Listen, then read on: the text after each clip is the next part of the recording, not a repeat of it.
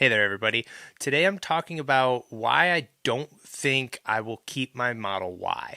And really, I mean, if you've watched any of my videos for the last little bit, well, first of all, thank you. But also, you know that it's kind of always been like a placeholder vehicle. Like it's an awesome placeholder vehicle. There's a couple reasons of just like wanting to own a Tesla. Since I run an EV channel, I should know what like the top tier is, right? Technically, Tesla is, they're the top tier of electric vehicles. So if I'm going to be comparing other vehicles, I should at least own one for a little bit. So that was a little bit of my thought process, as well as just being really excited about the vehicle itself. It's like an awesome, awesome car to drive. However, like I said, it's always been my plan to kind of transition to the Lightning. But at the same breath of that, I always kind of thought in the back of my head, you know what, maybe I won't do that for a while. Maybe I'll keep the Y for a couple years. And maybe it'll like just really grow on me. And there's a couple things that I just can't get over. Mostly it's just size, if I'm being honest. But outside of that, there's some really annoying things that I think we should talk about, because I feel like almost every video on YouTube about Tesla vehicles is just people like sucking up to Tesla a little bit. So I want to give just like a couple honest feedback things about the vehicle that I wasn't really aware, because everyone just talks it up so much. But of course, I want to talk about the awesome things too. So we're going to cram that into kind of an in-depth video of like why this vehicle isn't for me, really. So let's get into some of these downsides. Some of these might be petty, but some of these are very real. So they're in no particular order. Just know that. Let's start with the front of the vehicle, the frunk. First of all, the space. Fantastic. Tons of room. It's a really practical thing to have in your vehicle. I absolutely love that it exists.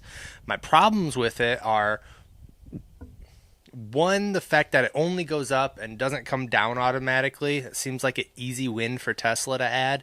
But the bigger issue is how flimsy the hood feels. I don't know what the reason is other than just cutting material costs, but it is like you could like lift it up and kind of like, it's like sheet metal. It's like really thin. And like whenever I close it, I feel like I'm going to dent the hood. It's like, it's awkward it's just awkward, It's like weird. Like like every other trunk in the world you like put down and it's like got boom trunks. So like it's so weird to switch to the Tesla where it's like a little baby. You just gotta kind of like delicately put it down.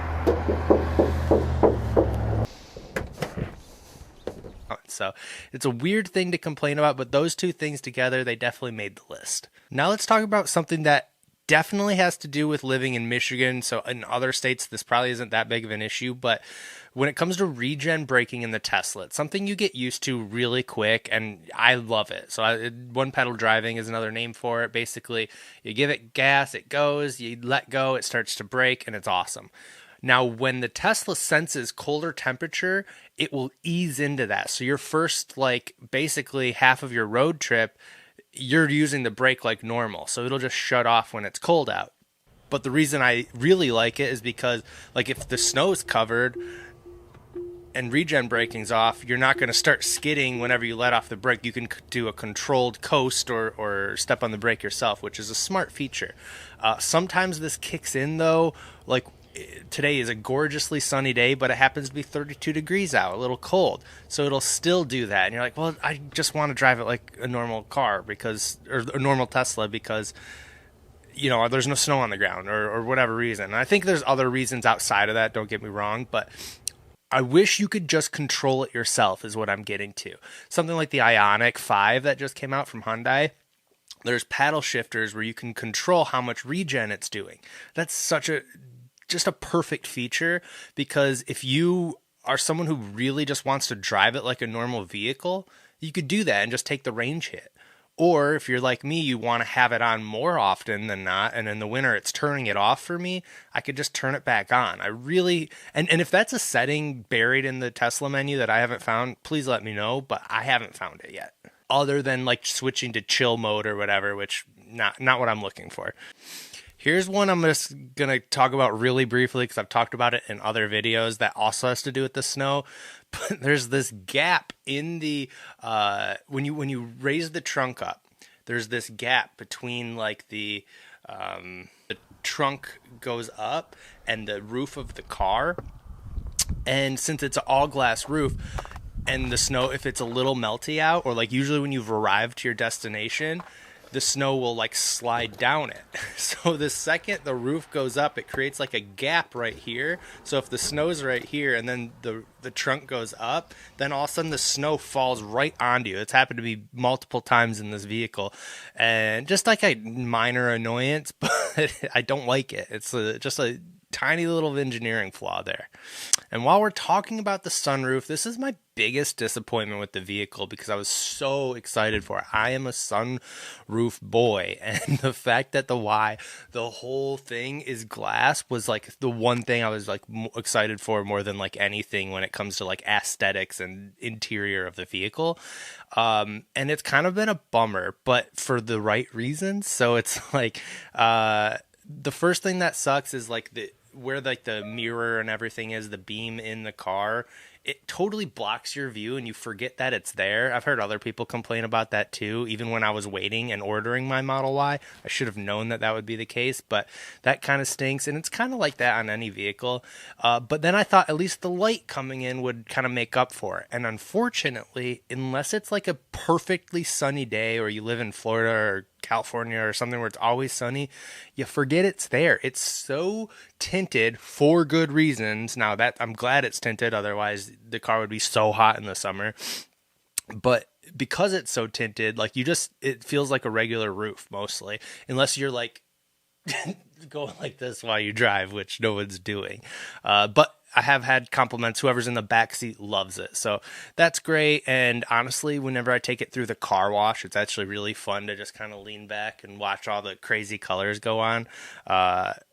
That's pretty cool. And overall, I love it. And I don't know how they would fix something like that unless it was like a variable tint that you could turn up and down, but that seems overkill. I don't think that would be the move. But something that opened would be cooler. I don't know. It's kind of a take it as you get it sort of deal, but overall, it's still one of my favorite features. I just wish I could enjoy it more. Hopefully that makes sense. Another nitpicky thing I want to talk about is the handle. I hate it. It's so counterintuitive to me to like push your thumb in and then like do this like weird little motion. You get used to it for sure, but like every single person who's my friend who's been in the vehicle and I have to explain how the vehicle works, I'm like, oh yeah, push your thumb and then grab the handle. It's like, and then everyone's like, that's dumb. And I'm like, yeah, I guess you're right. Like I was always defending it for like the first like probably 1,000 miles. I was like, no, it's actually more intuitive because you kind of like push your thumb, and then every single person kept like saying like, this is awkward. I'm like, yeah, damn, it really is stupid, isn't it? Especially when you look at like the Rivian or again the Ioniq 5, they both have kind of that same thing that more EVs are doing, where like you sensor approach, the handles just kind of come out and then you just grab them. Wow, is that so much better? Who knows? Maybe they'll switch it soon. But I've gone full 360 on it and I just don't like it. I wish it was a normal handle. Okay, and then the last thing I'll talk about, but also the most relevant, is the Autopilot. Now I don't have full self-driving, and so maybe it's not as big of an issue, but I'm actually worried it's more of an issue on the full self-driving. Now what am I talking about? So I guess I could sum it up with there's nothing more amazing yet terribly disappointing than Tesla Autopilot. So on one hand, there's like crazy exits around downtown Grand Rapids where it's like an S and you're in thick traffic and you're going 60 and like you're driving through it, and it can handle it totally hands-free with the basic Autopilot. And I'm just like mind blown that it could do that. And it's great. But then at the same time, on a country highway where I'm just like expecting it to work flawlessly, every single time, and I mean every single time a semi passes me, it pulls over to the side of the road and thinks I'm about to get in an accident just because a semi is like, just a normal semi is like driving in the opposite direction. And that drives me insane and just goes to show me, unfortunately, I fear that we're still so far away from autonomous driving.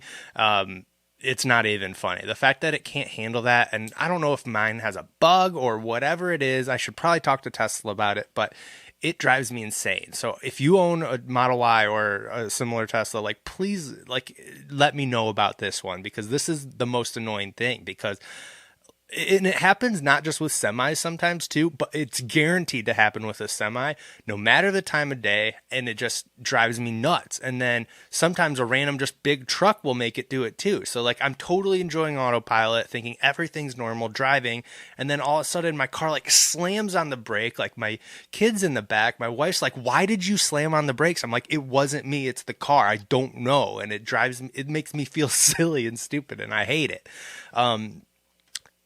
This hands down is the worst thing. I know people say phantom braking all the time, and maybe this is what they're talking about, but this is a very particular instance that is guaranteed to happen every time I drive this car, and I hate it. So I've learned to just, okay, semi's coming, switch back into regular drive, or you can counteract it sometimes by just hitting the gas a little bit and driving through it. You'll feel like it's trying to stop, but then you just override it. So there's ways around it, of course. And again, it's not the end of the world. None of this stuff's the end of the world. But it's annoying. It's like on this really nice vehicle where everything else is so cool, something basic as this should probably be, fine. And of course, also, I know you'll say there's settings I could turn off, and that's what I've ended up doing. So I don't know. There's all these solutions, but it should just work on something as basic as driving on a highway, Now, I don't want to be just like a annoying guy whining about my awesome car, like it's a bad look, right? Like I do really, really like this vehicle. And honestly, I could overlook all this stuff. The biggest reason I want to switch is just because I think a truck is more practical. Like, it doesn't matter what the truck is. It happens to be that I've really liked the Lightning, but even if it was the Cybertruck out right now, I would probably switch to that. So it's not anything against Tesla. In fact, when I get to the things I like, you'll see that Tesla itself is the reason I like this vehicle so much, and we'll get there shortly. But I just want to say, like, the reason I'm plan on switching, I could live with all the stuff I said. It's totally fine. It is annoying, but I think it could be fixed, and most of the stuff could happen in updates over the air. So, other than the door handles.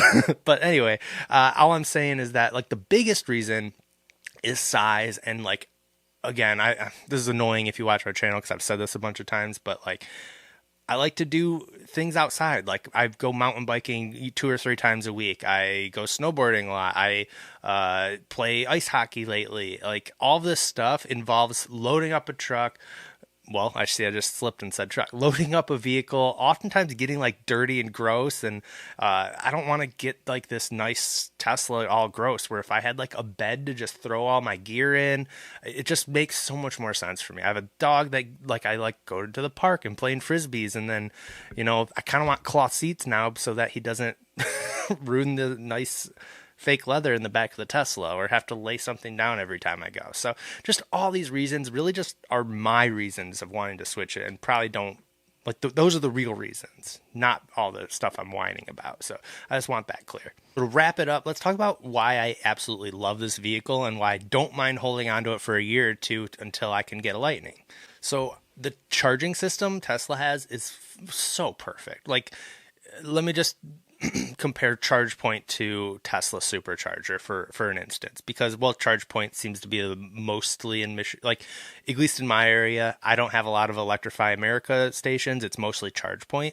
So basically, I've used both. So Tesla, you just literally back into the spot, you get out of your car, you grab the charger off the station, you push the button, your flap opens up, you stick it in, and then you go into your vehicle and you enjoy your time while it charges with all the great infotainment options.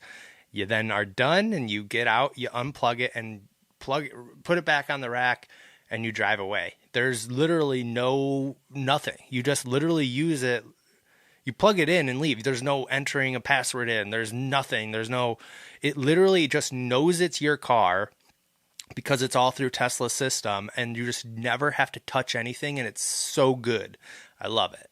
Now, that's able to do because it's all Tesla's proprietary technology, and who knows what it will look like when Tesla actually opens these up for other vehicles. It'll actually probably need a Tesla app, or who knows. But for now, it's awesome.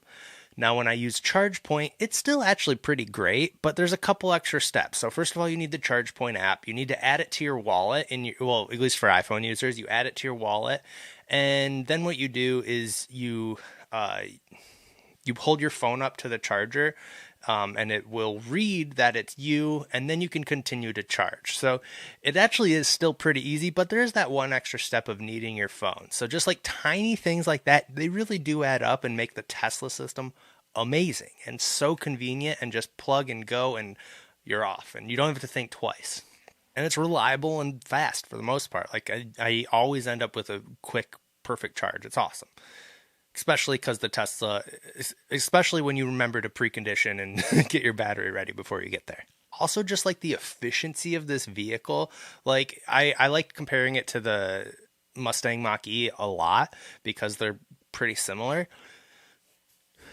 And you look at the battery sizes of both of these. So I think the Mach-E ranges from 70 to 90 kilowatt hour battery packs, and the Tesla's is 75. And on every vehicle, like the speed and not every vehicle. So it makes it hard to compare because there's so many variations of the Mach-E. But on average, the Tesla's battery pack is smaller, yet it's faster and gets better range. Like, it's just more efficient. The technology that's making the battery last longer is just working better on the Tesla. And it's not like that Fords can't get better over time. It's just right now anyways, it's really efficient on the Model Y, and it's really cool to see that. And another thing, because I've demoed a Mach-E and drove both before. Again, I love the Mach-E too. It's still super great. But just the overall power that you get in the Model Y, you feel it working so much harder. And like, it really, like the lower speeds, you can feel it both. They're both really comparable vehicles. But like when you're on the expressway, for instance, and you're going from like, you're merging and you're getting from 50 to 80 or whatever the speed limit is there. It's 75 where I live. The Tesla just gets up there like that, and you just like, it's like so cool. And the Mach-E is similar. It's just not as, and I don't have the word for it. It just doesn't have that, like, hopefully that makes sense. So all in all, I just love the Tesla. It's really great. And like I said, even storage wise, like I was complaining about space, but it really has similar space to my Jeep Grand Cherokee. So it's like not that bad, but it is a little smaller. It's harder to carry people, and a truck just makes more sense for me. So all said and done, those are some of the reasons, and hopefully it makes sense and doesn't make me sound like a spoiled, whiny little baby, because that's the biggest reason I've been postponing this video, is because it's hard to do it without sounding like whiny or whatever. So, I don't know. I'm going to leave it here, and then hopefully this answers some of the questions, especially for those of you who wanted me to make this video. And yeah, I'm going to end it. So thank you guys for watching, and I will see you hopefully shortly. Bye.